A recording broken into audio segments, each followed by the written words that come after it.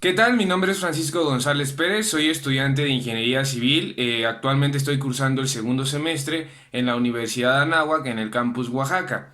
Para la materia de geología tenemos que hacer este video explicando los puntos y la información más importante sobre la geomorfología. Así que empecemos.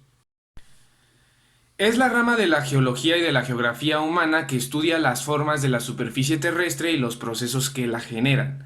Si queremos una definición rápida o una idea más sencilla de qué es la geomorfología, nos podemos ir a su definición etimológica.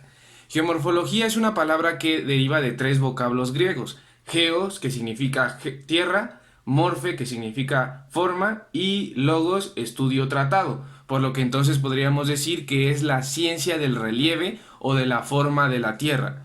Su objetivo es construir modelos geomorfológicos que detallen los procesos constructivos y destructivos que dan como resultado el paisaje observable de hoy en día.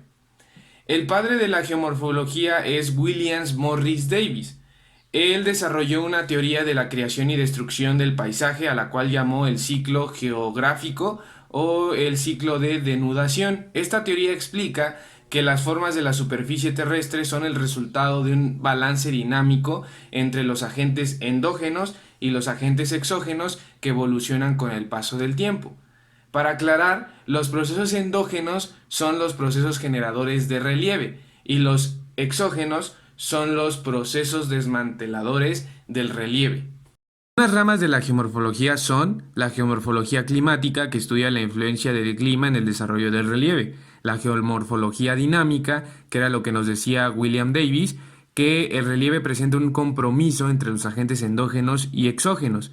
El paisaje evidencia una adaptación dinámica a las estructuras de las rocas, al clima, al relieve local, a la altura, etc.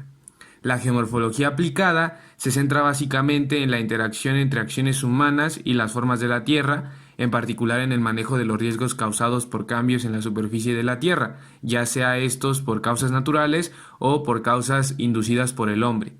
La geomorfología eólica, que plantea un enfoque especializado en la acción de la erosión eólica y los vientos sobre el relieve de la superficie terrestre; la geomorfología glaciar, que se ocupa de estudiar las formaciones geográficas vinculadas con los glaciares; la geomorfología estructural, que estudia el relieve haciendo énfasis en las estructuras geológicas como las fallas y plegamientos, afloramientos de rocas, etc.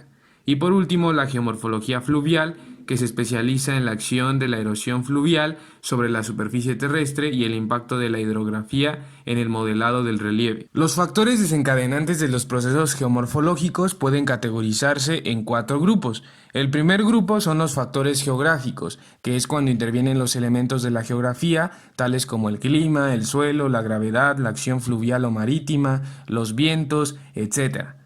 El segundo grupo son los factores bióticos, que es cuando son consecuencia de la acción de diversas formas de vida no humana, como la vegetación, los microorganismos o los animales que intervienen en numerosos procesos erosivos. El tercer grupo son los factores geológicos, tales como la tectónica del suelo, el diastrofismo, la orogénesis, el vulcanismo, etc. Y el cuarto grupo son los factores antrópicos, que son las acciones causadas o originadas por la actividad humana. Los principios de la geomorfología son 8. El primer principio nos dice que el presente es la clave del pasado. El segundo principio nos dice que la estructura geológica actúa como un factor de control para la evolución del relieve y se refleja en este. El tercer principio nos dice que los procesos geomorfológicos dejan sus huellas distintivas en el relieve y cada uno de estos genera un conjunto de formas propias. El cuarto principio nos dice que el relieve se desarrolla por etapas. Cada una de estas etapas se van a caracterizar por las formas distintivas dadas por la acción de diferentes agentes morfogénicos sobre la superficie.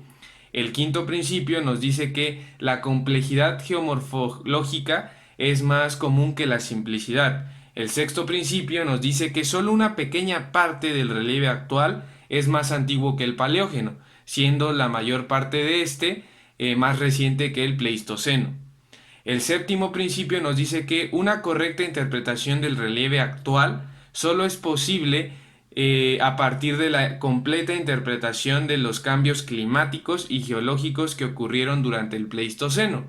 Y por último, el octavo principio nos dice que para la correcta interpretación de la geomorfología de una región es imprescindible tener en consideración las condiciones climáticas de ese lugar o de esa zona. Los procesos que modelan el relieve, los más conocidos son cinco. El primero y como el más importante es la denudación. Es el conjunto de procesos externos que producen la descomposición de los materiales de la superficie terrestre y la modificación del relieve que éste acarrea.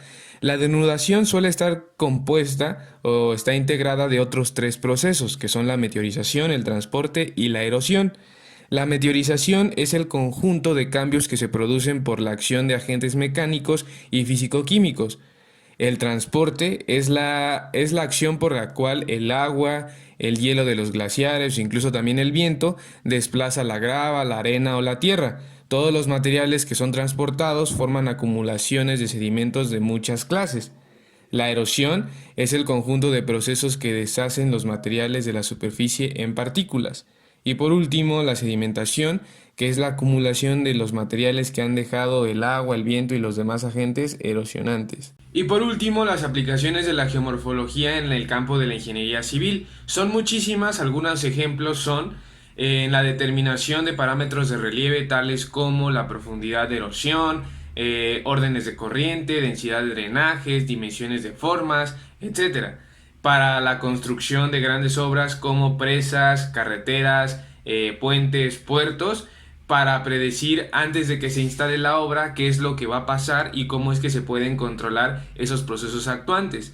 Para el estudio, análisis y explicación de los procesos endógenos y exógenos de la Tierra, en el estudio del relieve marino, en el estudio de los procesos abrasivos y acumulativos que tienen lugar en la corteza terrestre y que muchas veces están acompañados de la actividad tectónica o variaciones en el nivel del mar.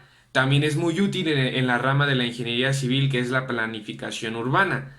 La geomorfología nos puede ayudar a entender cómo es el proceso de formación de los suelos, de las aguas superficiales, de las aguas subterráneas, de las aguas termales, de los bancos de materiales, etc. También es muy útil para trazar y construir caminos, carreteras y canales de forma adecuada, para descubrir yacimientos de minerales. En la geomorfología en el campo en la rama de la ingeniería civil, que es la topografía, es muy útil porque puede proporcionar indicios de las estructuras geológicas que favorecen la acumulación de minerales. También la geomorfología nos puede ayudar en la localización y ubicación de bancos de materiales como por ejemplo la cantera, la arena y la grava. La geomorfología nos puede ayudar a determinar los lugares apropiados para el establecimiento de diques y también es muy importante para el desarrollo costero.